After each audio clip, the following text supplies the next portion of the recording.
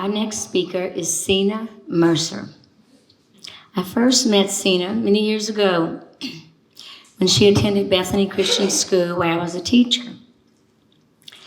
Being a beautiful girl, she always had a smile. Since then, I've been reacquainted with Seana through the loss of our daughters. She attended a Hankies2Hope conference in 2016, and a few weeks after losing her daughter, I admire her passionate resolve to push forward and help others, despite the struggle she has. Sorry. Please welcome Seana Mercer.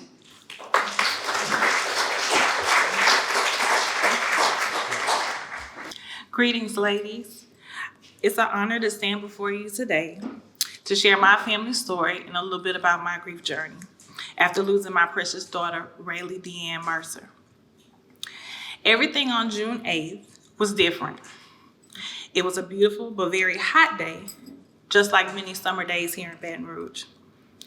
Fast forward a few months, I had given birth to a beautiful baby girl on September 29th. She was a happy and healthy baby. She was little, but oh, was she fierce. She was a little busybody.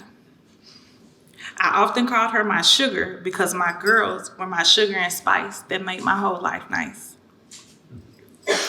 My husband and I were married not even a whole year when we found out we were expecting, so we were really ecstatic about our blessing. I love dressing my girls alike and putting big bows in their hair. So back to this unusual day. The night before, my oldest daughter stayed at my mother's house. I was fortunate to stay up playing with Rayleigh. I even let her sleep in my bed. That morning, I remember getting her dressed, combing her hair as she watched cartoons. She played in the living room with her dad as I prepared her bottles and bag for daycare. My husband, Marvin, was hosting a baseball camp at his school. He offered to drop Rayleigh off that day. I was relieved because I didn't want to go across town. I proceeded to give her tons of kisses and place her in her car seat before walking out the door. I was headed to my church because I was a summer camp director. My husband left to prepare for camp. He took a different route that day. He had to pick up some equipment. Instead of parking in his normal park and bagging in, he ended up parking in a different spot and pulling right on up as he began his day. My day began as normal at camp, breakfast, praise and worship with the campers. While in the church, we have bad reception. I'll go to church in the country. So I missed several calls that morning. It wasn't until we transitioned to our fellowship hall that the first call came through. I stepped outside to take this call. This was the call that changed my life.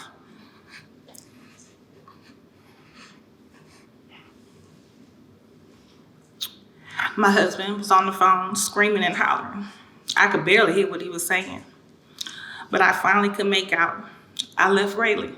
I left in the car. We're at the hospital. I immediately broke down, had no time to process. My daughter never made it to daycare and was in fact in a car with 93-degree weather. Later, my aunt and my cousin arrived to take me to the hospital. I began praying like I never prayed before. I just knew she was gonna survive. I knew that he would never take her from me. I pulled up to Baton Rouge General Mid-City. At that time, my husband's car was parked out front and covered with crime tape. At that time, there was no ER, but they accepted her. I was never able to go into the hospital, so I had to sit and wait in the car as I kicked and screamed to see her and to see my husband. I briefly looked out the window and I saw my mom. She was distraught. It was at that moment I knew my baby was gone. I was told that she was asleep for the ride that morning, and it wasn't until he returned, sat in the car, he heard her cough. He immediately called 911, tried to render aid, got impatient, and drove her to the hospital himself. Once I was allowed to step out the car, I walked to the entrance of Baton Rouge General. An officer approached me with my husband. I couldn't do anything but grab him and hold him as tight as possible. I couldn't even open my mouth. I was speechless. The officer gave me his condolences and then said he must take my husband into custody. My heart dropped yet again, because as we were having this conversation, the coroner van pulled up to pick up my baby. Honestly, I don't remember much after that. But God. My mother brought me home just like I was her child. I'm a little ashamed to say, but that day I urinated on myself. She came, she bathed me, and she walked in and she said, "Seana, there's a social worker in the living room from DCFS. It's very important that you talk to her." I took a deep breath and mustered up the strength I had, and I talked as she picked and probed about my life. I received word that charges were being pressed against my husband, but a bail was set. At that time, my best friend had made it. My dad, my brother, my protectors, they came with me as we went to the jailhouse to bail him out. When we pulled up, news reporters and media were right there at the jailhouse, waiting for him. He was finally released, and boy, was he a mess. Family gathered, like they always do, but nobody prepared me for what was to come. The next day, I had to tell my 4-year-old daughter at that time that her sister was in heaven. It broke my heart even more. I know it was no one but God that gave me that strength, and that He continues to give me that strength for the days to come. Days later, after making her arrangements, we had to meet with our district attorney, Hillamore. I basically had to be a character witness for my husband. The days were already hard, just coping with the loss of her. But they were even harder knowing that this tragic accident was now being blamed on him and he could possibly go to jail. But God, I thank God for His grace and mercy. A day before her service, all charges were dropped. It made it a little easier to bury our child with that not hanging over our head. But oh, it was hard. The opinions of the world were everywhere. The guilt ate us up. I don't share my story for sympathy. I share it because it highlights my unique journey. I know now that God is definitely greater than the highs and the lows. My journey began as a broken-hearted mother, navigating grief. A newly married wife to a man who was consumed with grief.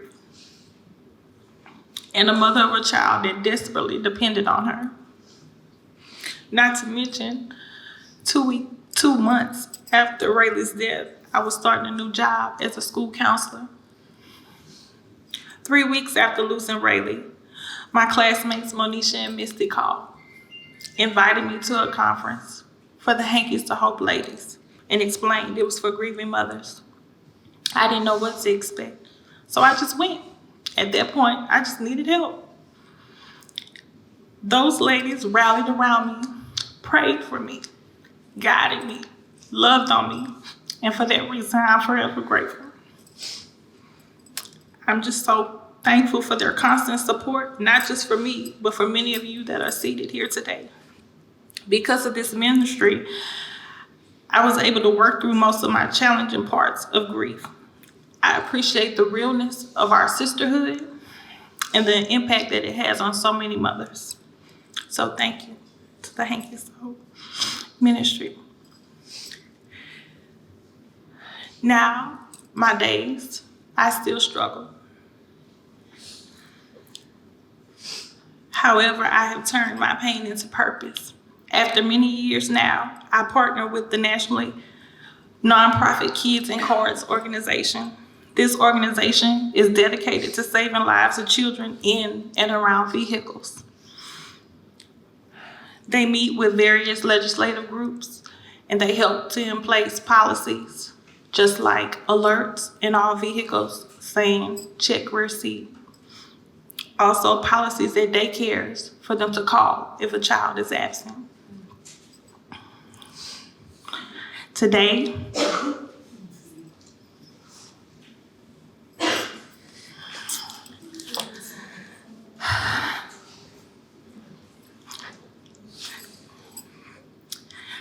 I stand for my daughter Rayleigh, who at 8 months in 2016 was the 11th death in the U.S.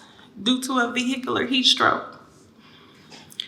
I'm committed to lending my hand so that tragedies like this will never happen to any other family.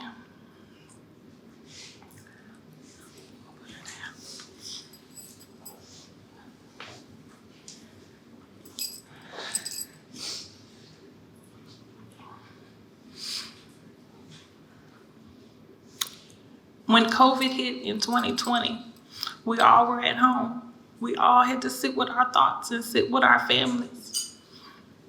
It was in that space that I reached out to my pastor to start a grief ministry at my church, Greater Philadelphia Baptist Church. I now host Grief Share every fall to help others because I know that pain. I know what it feels like, just like you all know. Today, I just stand grateful for all my family, my in-laws, my friends that have been here through the years. The Lord was intentional about the people He placed in my path. Their love doesn't go unnoticed. I'm grateful for my school family of Melrose Elementary. I tell people all the time, they saved my life just being there. I was so consumed with grief, I didn't want to go home, so I worked until they shut the building. They literally were putting me out. I would like to end by sharing that God's promises are still yours to have. Promises of hope, promises of love, promises of joy. I now have a handsome 5-year-old son named Grayson. I call him my saving grace. The Lord really knew that I needed him just a year later after losing Rayleigh. I'm truly convinced that they've actually met. As we share in our hope groups, I love how Beth always reminds us that we're one day away from the accident, but one day closer to seeing our babies again. In 2020, when I was just searching for somewhere, God gave me the saying that I often share to encourage others.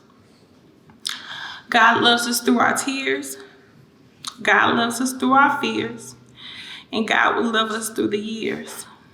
And for that, I would like to say thank you and be encouraged.